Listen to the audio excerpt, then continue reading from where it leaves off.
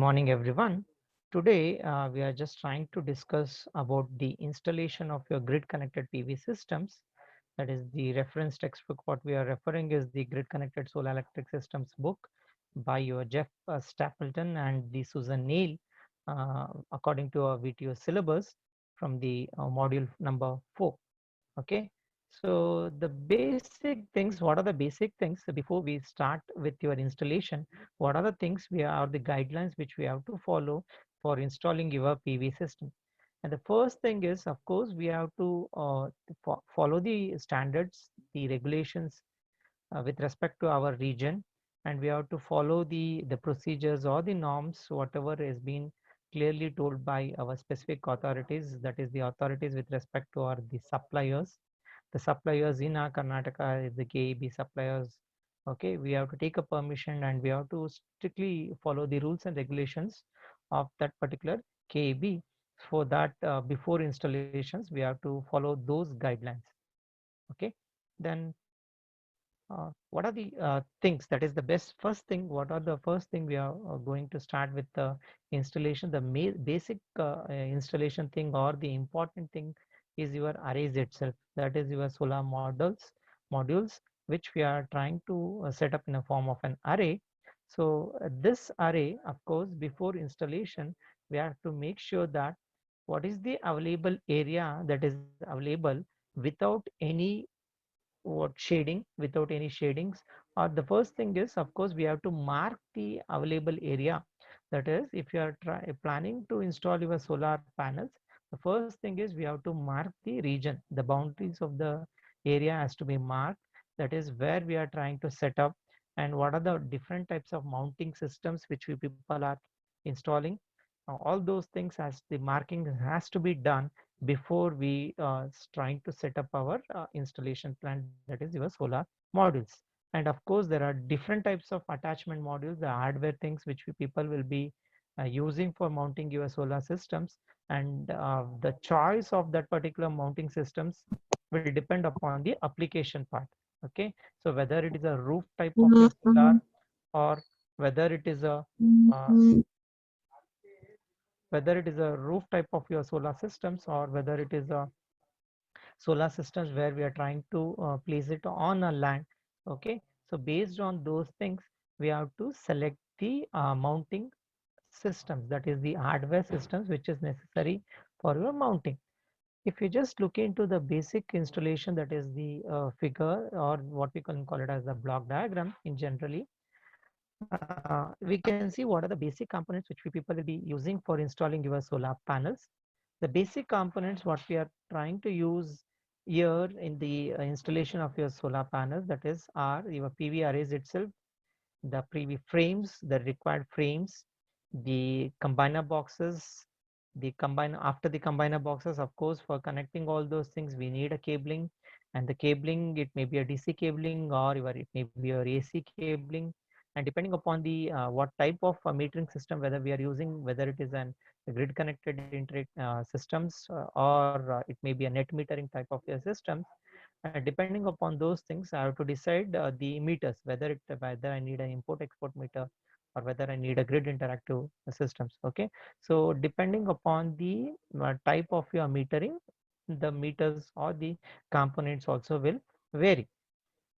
And coming into the DC type of wiring, of course, as we know that the DC wiring, that is nothing but once the power which has been generated, or the voltage which has been generated from the solar panels, which will be in the form of a DC itself, till we connect this particular to our inverters, my inverters will do a work of what the conversion of your DC into a AC. So till the from the wire, that is from the solar panels till my inverters, the voltage it will be in a DC itself.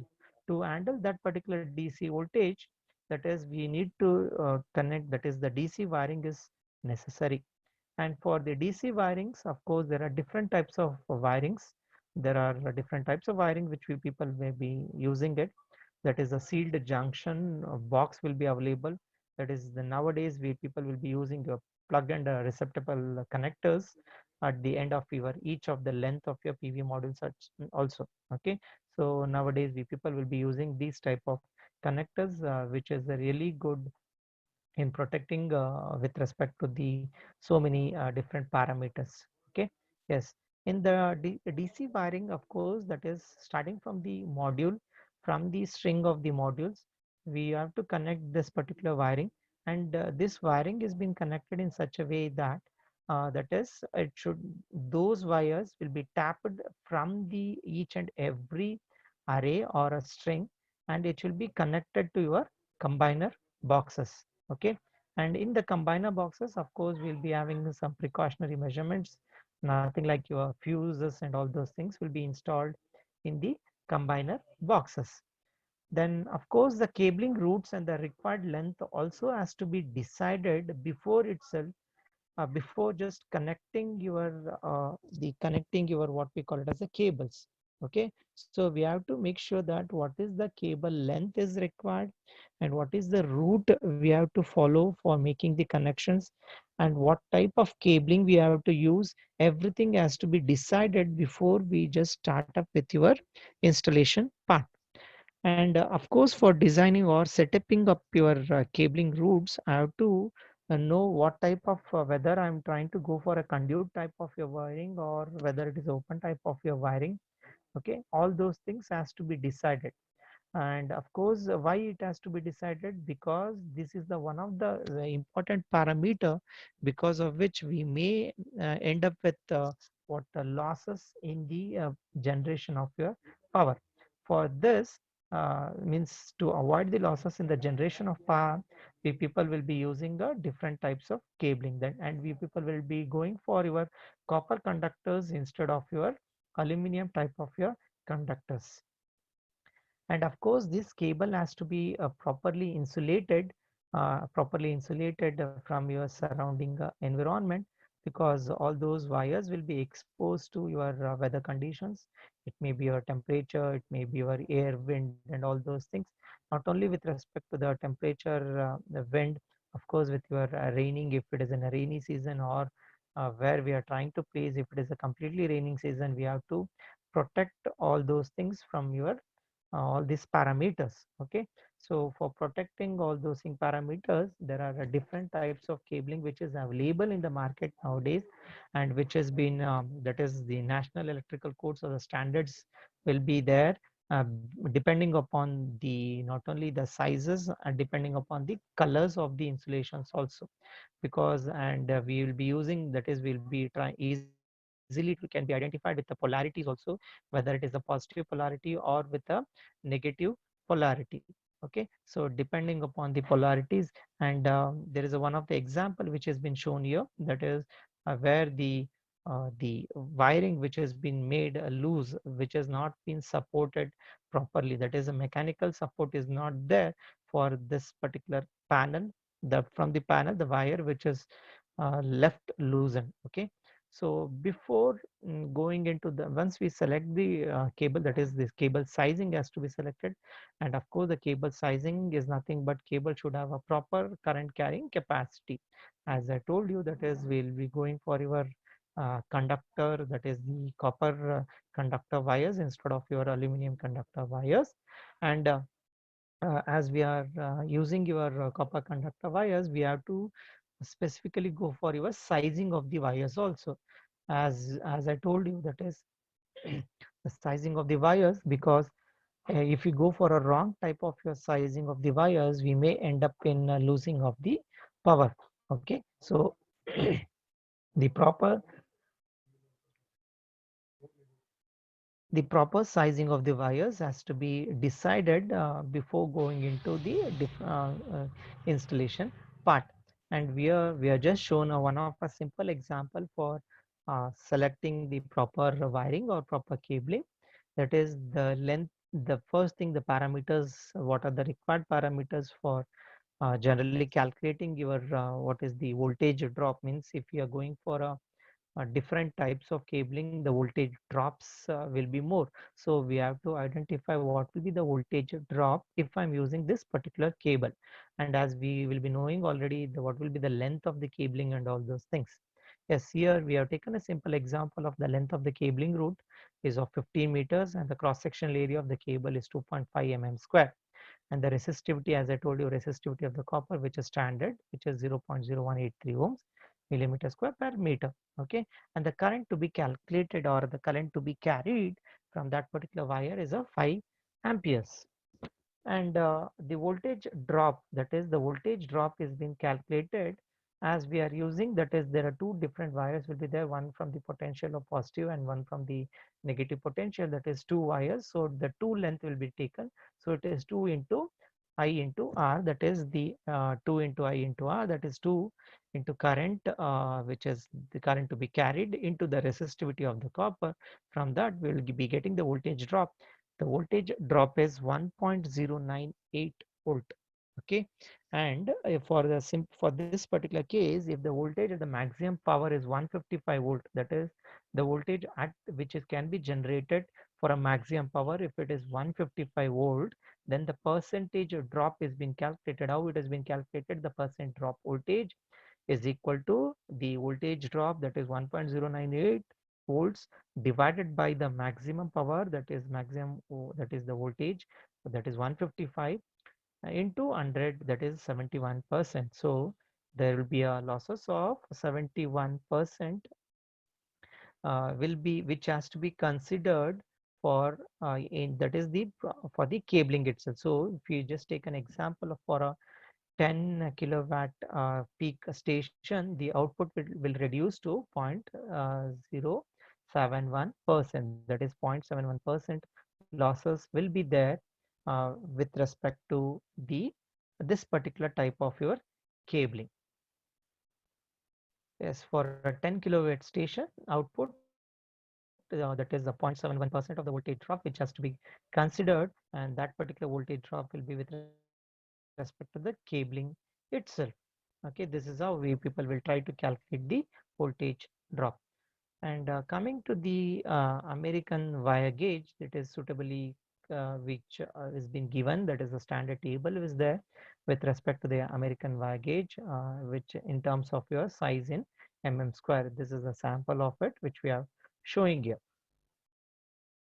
And as I told you, there is a different types of cabling. That is a solar cable, specifically designed for usage in the photovoltaic systems. That is which is available in the market, and that particular solar cable is designed, which is ensured, and that is safety precautionary measurement has been taken for the outdoor environment itself, as we are using this DC cabling in the outdoor environment itself, and those has to be taken care with respect to all the precautionary things has to be taken care.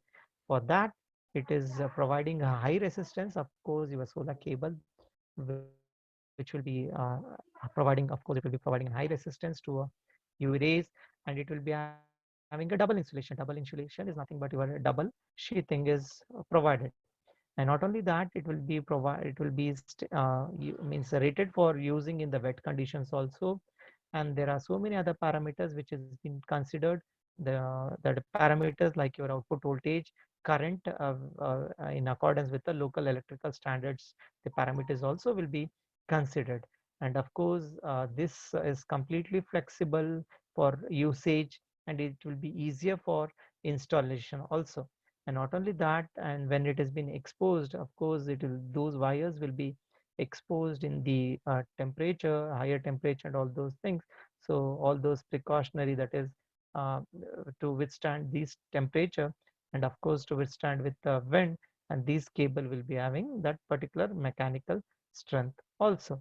And not only that, it will be which will be means, you know, that these wires which is exposed, which is lying on the ground itself, it may be means some like animals such as like the rodents or things can be maybe attacking, or it may be damaging this particular wires also. So the mechanical protection is also taken for all those things. Okay. Yes. The next, after your DC cabling, the next important component which we people will be using is your combiner boxes itself. The combiner box, as we know that combiner box, that is from the strings, that is from each and every string, the wire that is from the modules. a wire is being taken, and those wires will be connected into the combiner boxes itself. And we have to ensure that this combiner box will enclose all the wires, and uh, it is so it can adequately means what we can call the houses the amount of the cables with any risk, okay, so that it should not be crushed to each other. So all these wires has to be connected, and it should be allowed the proper area, or the proper box has to be selected for connecting all those wires from each and individual PV modules. Okay, the cables inside the combiner box should be appropriately colored also, as we know that it should be appropriately colored, as I told you, that is for the positive and negative. Different coloring will be used, as we know in India we'll be using your red and black color itself. So the proper cabling and the coloring has to be used. Then each and every panels has to be grounded, or what we can call it as a earthing has to be made with respect to each and every panel. Okay, so if anything happens, that is if any one of the panels is getting damaged, or if your that particular panel is getting damaged, the remaining panels will be still will be connected to what, the grounding. Okay, so the grounding or the earthing is an important thing, so which we have to ensure that grounding has been made, okay, properly. And each and every frame as we are using has to be earthed properly. Not only that, because we'll be coming into contact with so many metal components, of course all those things, your structures will be mounted on your metal mounting structures. And so all those things, so this proper, what we can call it as a proper insulation and proper earthing has to be ensured, so that the person will be coming into those contacts, or the metal frames will not receive any electrical shocks. Okay, so the grounding rules and the standards vary with respect to the countries, and each and every country has to follow their respective proper type of your groundings or the earthing connections. And after this, the important component which we people will be connecting everything, that is from the panels. After the combiner boxes, it comes into my inverters. As we know that inverters is one of the important component, and which as cannot be connected or exposed to your what, the temperature or the wind, or in rainy conditions, it has to be safely kept in a shaded area. Okay, so the inverters, after these inverters, the cabling will be in a different thing, because inverter will do its work, that is just what we can call it as a conversion from your DC to AC. From the inverters, the remaining things has to be taken care by your AC cablings. Okay, and the remaining can be not necessary all those AC cabling has to be exposed in your temperature conditions. It can be in a closed compartment itself.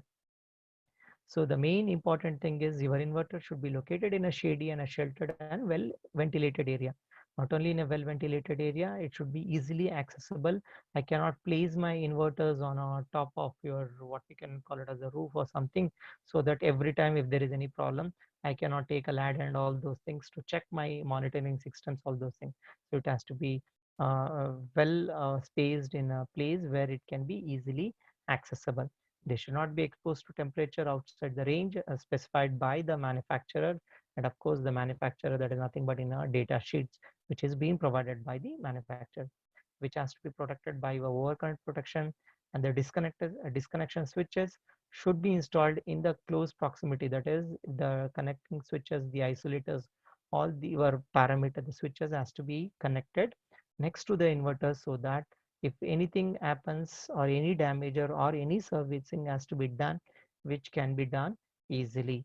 And of course, an installation checklist should be prepared and provided, which has to be kept next to the inverters itself, so that any person will be coming into contact will be knowing what are the things it has been done, when it has been installed, or when it has been made the what we can call it as the proper what we can call the commissioning or something like that. Okay, so we have to check your inverters oftenly, very oftenly.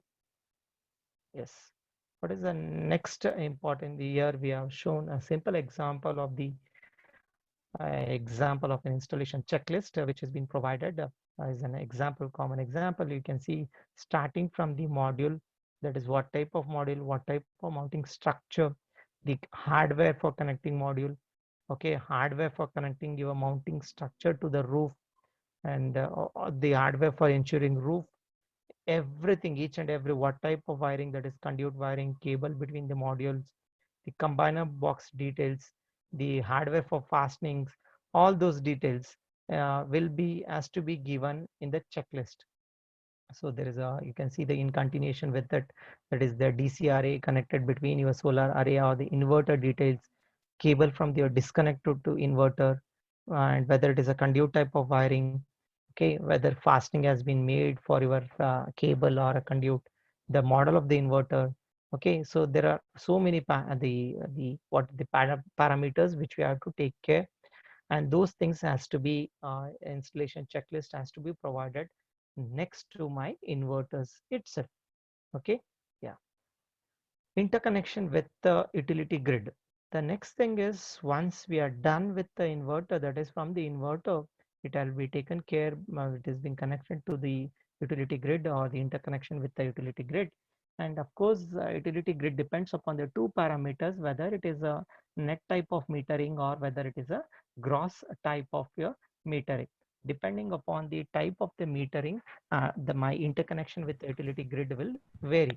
Okay, here we are just showing a simple example how the complete connection will be, starting from your PV array, then to my inverters, then from the inverters to my meter and the switchboard, from the meter and the switchboard to the utility grid. Okay, this is a simple example, the common example, that is how it will be. Here, one more example is taken with respect to that the complete, what we can call it as the summary of the connection of the components of a, here it is a, for a grid connected PV system using your net metering. We know what you mean by net metering. Net metering is nothing but we are trying to what they generate the power, and as well as the power which will be connected to the grid will be monitored by the single meter itself. That is, this meter will try to calculate the amount of power which we people have used, and also the amount of power it has been generated. Both the things will be calculated. Okay, so we can see, there are two things here. One half a side has been red in color, the remaining is in blue in color. That is, the first half is still the inverter, it is the DC side. From the inverter to my grid, it is my AC. Okay, so both the things is being clearly differentiated with the colors also. The next example, which is a gross metering type. In the gross metering type, we know that there are two different meters is there necessary. One is an export meter, that is the power which has been generated, which is being connected to the grid, will be exported, calling it as an export meter. And the power which is being utilized in our home, that is will be calculated by your import meter. That is, the loads within the building will be calculated by your import meter, and your exported meter will calculate the amount of power which is being sent to my grid. Okay, and here also we can see from the panel or the PV array to the inverter, it is a DC part. From the inverter to my grid, it is nothing but your AC. Okay, yes. In order to connect a PV system to the utility grid, an interaction agreement or a contract has to be made. Okay, so before we try to set up your PVRA system, and contract on an agreement has to be made between your what, between the person who is generating the power, and to my, or the provider or the service provider, or to my where I'm supplying my electricity which I'm trying to generate it. Between those two people, of course an agreement has to be made, because this is an agreement or the generation of the power which will be not be there for 1 or 2 years, it will be of to many years, minimum up to 20 to 25 years. So we have to make a proper agreement between both the parties. And of course, each and every part of the country or a world will be having its own rules and regulations. Based on those rules and regulations, we have to follow the what we can call it as the policies. And of course there will be an inspection of the system before it is actually initiated. Okay, in instruction of the system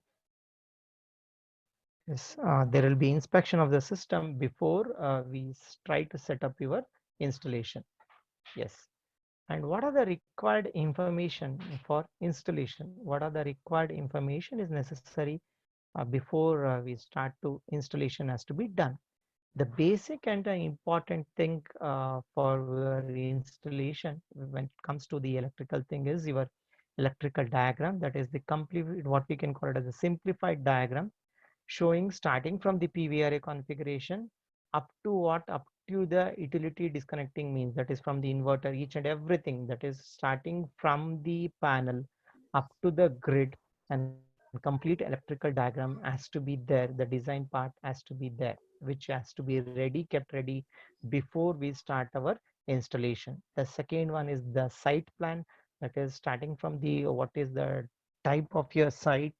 Okay, and of course the dimension of this site, and where we are trying to place our the components, the major components, starting from your PVRAs, or it may be your inverters, isolators, or your switches, disconnector switches. Okay, all those components has to be what it has to be available, or the planning has to be made before we start your installation part. And of course, not only with respect to the site plan and the electrical diagram, the important parameters as we discussed, that is the calculation part. That is the calculation part, how we have selected the number of modules, why we are trying to go for the same type of, or the type of your strings, whether we are connecting in series or a parallel, and all those calculations is necessary. What type of wiring I'm using, and why I'm trying to go for the specific type of wiring. All those calculations is necessary before we start with your installation part.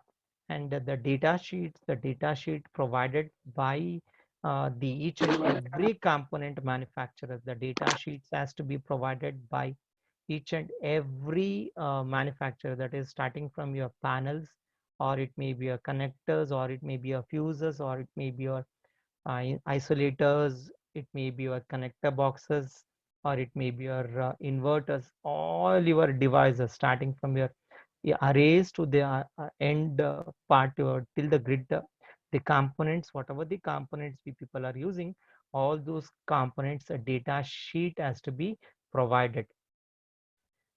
Finally, the important thing coming to the last part is your safety precautionary measurements, which we people have to take care. What is this safety precautionary measurement? Yes, of course, the first safety precautionary measurement is your, that is the main risk which is associated with your PV arrays are nothing but your electrical shock itself. As we are trying to generate this particular amount of a power, there may be possibility if any of the component which people are using is not being properly, what we call it as a grounded, or earthing is not being done properly, there may be a possibility of shock. So which we have to take care before we start with your installation, or what we call it as a in commissioning of your PV modules. The next important parameter is with respect to the height. If you are using our the panels in the rooftop, we have to take care of your heights, because all your rooftop panels, the solar panels which people are using, will be connected or will be installed at in the height, very huge height. So we have to take care of your heights also, and the people who will be you coming into contact with those panels, that is the maintenance persons, will be you'll be that is coming into contact with that particular heights, has to be measurement, proper precautionary measurement has to be taken for the maintenance of this particular solar PV manuals, that is modules. Coming to the next thing is the handling with respect to the injuries. That is, if that particular people, the panels which we people are using, that is the persons will be coming into contact with those particular panels. If any injuries has been happened, we have to take care, or the proper handling has to be done with respect to the injuries also. And not only those things, when we are trying to install these things, we are coming into contact with that is with the roof type of your modules or any other type of modules.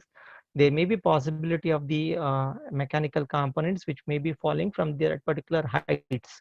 So we have to take care of those particular things also before starting with your installation of your, or the what we can call it as the commissioning of your PV modules.